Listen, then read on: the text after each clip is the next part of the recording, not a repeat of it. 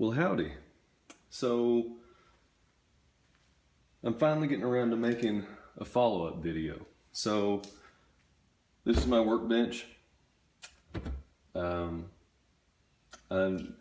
ran a few rounds through my pistol the other day, and let's say the other day, it's been a long time ago now, but making YouTube videos is a lot harder than I thought it would be. Finding the time between family and an actual real job, it's tough. But I wanted to run through a cleaning video. The last time I cleaned my pistol, I couldn't honestly tell you, but I've probably run, I don't know, several hundred rounds through it since then. I wanted to go through a little cleaning video for anybody who is new to a Sig or new to pistols. It's super easy, especially with these new pistols. It's not like cleaning a 1911. These striker fired weapons are just the easiest thing in the world to clean. So thought I'd go through a quick video. It doesn't take very long.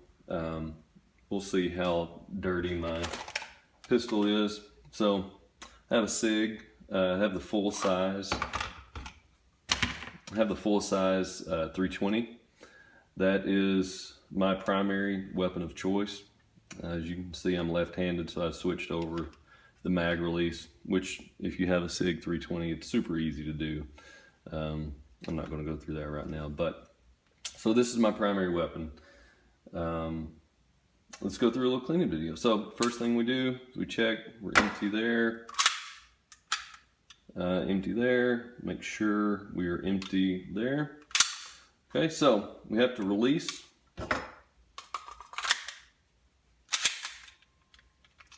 Oh, forgot to get that out.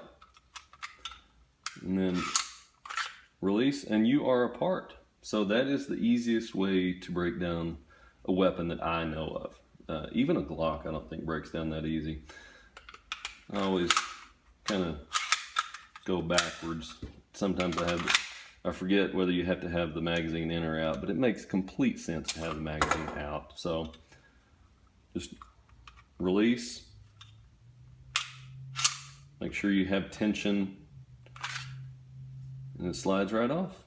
Okay, so breaking it down, again, it's the easiest thing in the world. Spring comes up, barrel comes out. I live in an older home from the 1980s, and nothing is level, so if you watch, things kind of tend to roll around on me, so I have to find creative ways to keep them from rolling around. So the first thing I always do, and I use ballistol. I'm sure that's not the way that the manufacturers would say it, but from somebody from East Texas, that's the way it's said. So see, there we go, rolling around. So the first thing I like to do is I like to hit my barrel. I don't really know how dirty this is going to be, but see, it's pretty a little dirty. Not the dirtiest I've ever seen, but a little bit.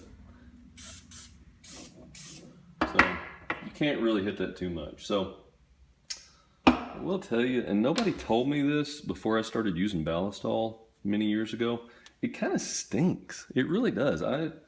I used to use WD-40 on everything, not on my weapons, but just as a lubricant in general. But ballistol kind of stinks. I don't really.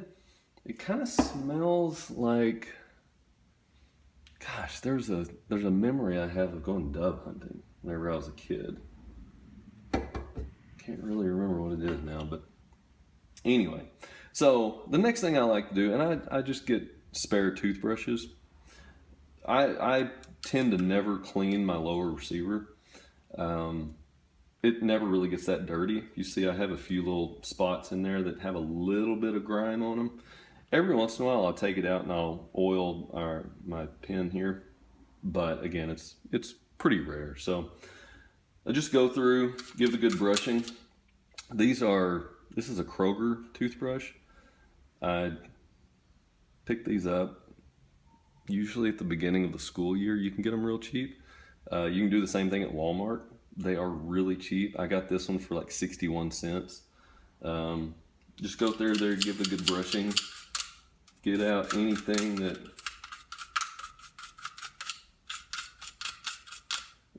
might be on there.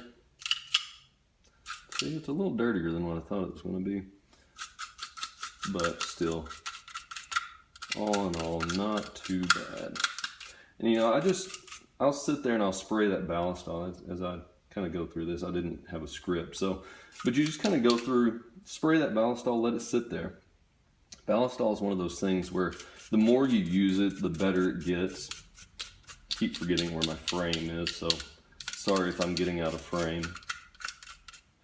But I like to go through there and hit all the parts. If you look in there, it's actually really clean. Have a little residual, but all in all, pretty clean lower. Every once in a while I'll go through and I'll take, as you well know, anybody who's watching this and has a Sig, or at least these Sig 320s, their big thing is the complete modular design. So you can take this lower frame out, and it's easy to do. You just pull that pin, it pops right out. But I like to go through there and just give it a good little wipe down with a rag once I'm done. Again, I have run, gosh, I don't even know how many rounds through this weapon. Couple thousand since the last time I cleaned it maybe. And it works amazingly well. I'm just using a microfiber cloth here. Works really well. I got these. I wouldn't recommend these. If you look, these are from Amazon, just Amazon Basics store, and they're really thin. I would buy a different brand, but these work okay for cleaning my guns. But so here we go. Got that good and clean, as you see. Again, if I'm getting out of frame, I apologize, but I'm doing my best. So I got my barrel soaking, your spring. You never really need to do anything to your spring.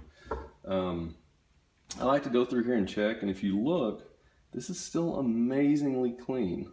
Wow, how did that stay so clean?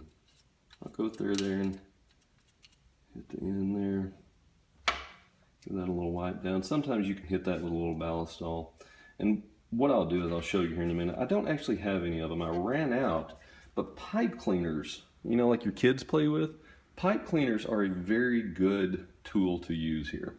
So what I'll go through is I'll go through and I like to use Q-tips. I know a lot of people say don't use Q-tips. You'll get the fuzz in there. I've never had any problem with it. So you just go through there and give it a good little wipe down on the rails. Okay, give it a good little wipe down. And if you look, it's a little on the dirty side. Okay. See, a little on the dirty side, but it's okay. For a couple thousand rounds, it's not bad. And I've used mixed ammo. I've shot the cheap stuff. I've shot the expensive stuff. I've kind of gone back and forth based on what is available here and then what I can afford at the moment. Yes, a little on the dirty side, but we're getting most of it out of there. See? Getting better by the second. What you want to do is you want to clean in and around there your firing pin, but I will tell you, do not go in there and hit that with a bunch of this ballistol or any lubricant that you're using. Okay? Stay away. You don't want to get a bunch of lubricant down in there, because what will happen is you'll get your lubricant down in there with your firing pin, and if you have any dirt or dust or any residual powder or anything else like that, what you'll have is you'll kind of gum it up in there. And so it's not like it's my rule, but everybody's rule. Stay away from the firing pin. Don't just hose this down, you know, there where your striker is. Again, just kind of give it a good wipe down. And what I'll do is I tend to use a couple of Q-tips here. Again, getting it nice and clean. You'll see it's getting cleaner by the second. See, already I'm wiping down. My rails are nice and clean. Everything's nice and clean. It's clean in there by the striker. Okay, I would say that is clean. So what I like to do next is I will take a little bit of this residual ballastol, and I should say, don't worry about this. I know this is a wooden bench. Okay, ballastol is completely fine on wood, metal, anything else. So don't worry about it. Take it for what it is. It just actually kind of works well on everything. I like to go through there and hit these rails. Okay, I'll just hit my rails, and that way I can have a nice lubricated rail. Everything slides well after that, I found. But this is about the only lubrication I'll do. Okay, right there, just hit along my rails. Okay, all right, so there we go. Now on to the barrel. Okay, all right, upper and lower is done. My spring, not doing anything with. So now onto the barrel. So I had to reach back and get those. So we've had our barrel soaking in the ballastol. It's actually really good stuff. So I always like to have a towel to pick it up with. So pick it up, and I like to run one of these 9mm size snakes through it. You can just use, see, not a super dirty barrel, thank goodness. Kind of what was on there was what we started off with, so that's actually really good. So pretty clean barrel there. I actually like these. It actually rotates. That way you can kind of feel it if you put your hand in the wrong, that's where it rotates. You put your hand in the wrong spot, you can actually feel it rotating through the rifling of the barrel, so that's actually really nice. It's a very free-flowing little piece of tech there. So I always like to go through here, another little Q-tip after I get it wiped down.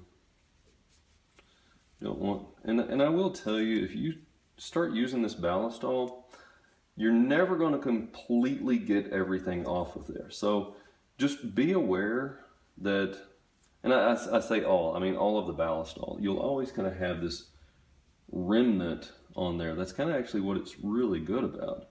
And you see, I'm cleaning, it's not a super dirty barrel. But it actually kind of almost has like a coating on there, which I really like. And the more you use it, the better it gets. So I'll just go through there, take my Q-tip, hit a couple of spots. Let's see, it's not terribly dirty. So if you want, you can take a dry patch. You don't want any oil in the end of your barrel, so I always take a dry patch and just kind of run it through. And I will say, always a good idea to have a couple of clean dry patches on hand. Finish everything off. So, and I'm such a bad habit. I will set it back down in the ballastol. And again, don't worry about that, it'll soak in. So as you see, I've kind of got a bit of a dirty toothbrush here, but there's no oil on the toothbrush. Whenever I go through my lower receiver, I never want to have any oil on this. So I will always hit it with dry brushes. I say dry meaning no oil. So whenever you saw me going through there and hitting it, yes, it was dirty, but it was dry. So there's no oil on the bottom part here. And at the end, the only oil in the upper is just kind of along my rails. And that's it. That's the only part. And even then, probably got a little bit too much back there.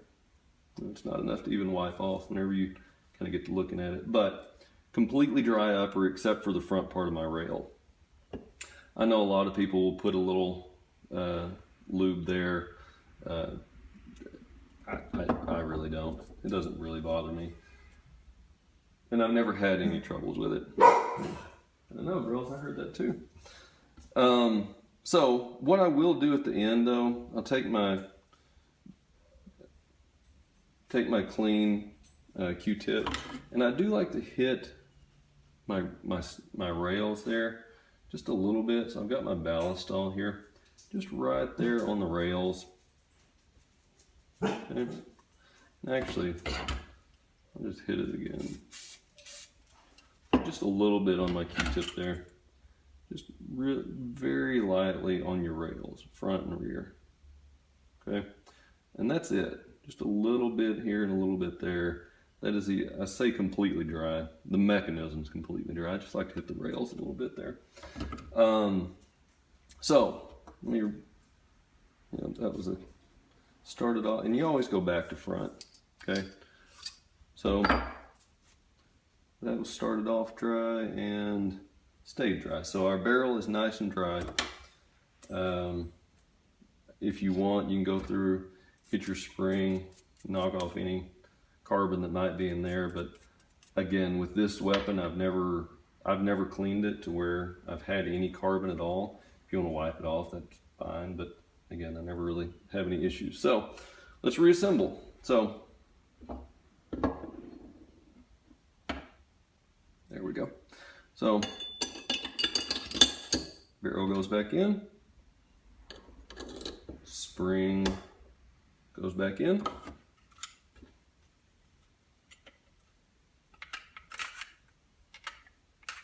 rails, I missed it there, lock it back up, we're empty. Okay, we're up and working on the lower. We're working on the top. Trigger pull is good. Nice and easy slide. We're good to go. And that is a clean 320. There it is, ladies and gentlemen. Until next time, we'll figure out something we can do.